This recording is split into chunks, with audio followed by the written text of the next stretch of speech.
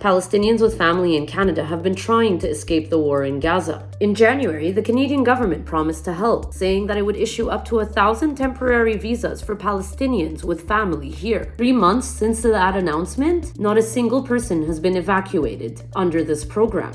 Immigration Minister Mark Miller has admitted that the program is a failure. Local authorities need to help us get people through the Rafah border crossing. Canada doesn't control that, and I'm pretty pissed off about it. It's really frustrating, and obviously it's a matter of life and death for the families in question.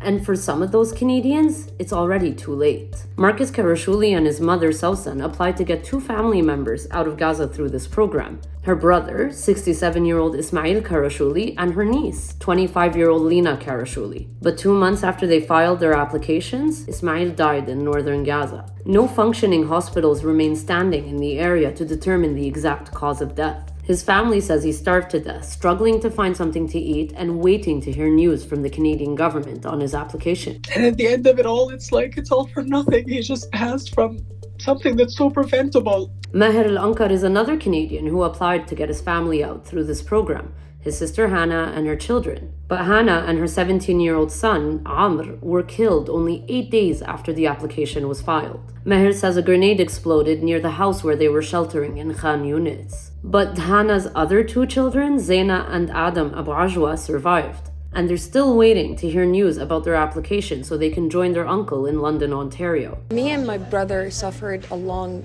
night that day to live and to survive.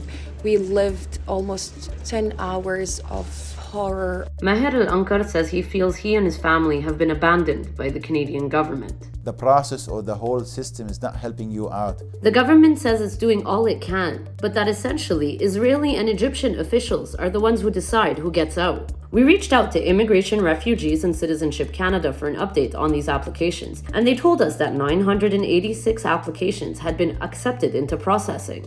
129 people escaped Gaza without the government's help and have been approved to come to Canada. But at this time, the government says it's not aware of any arrivals.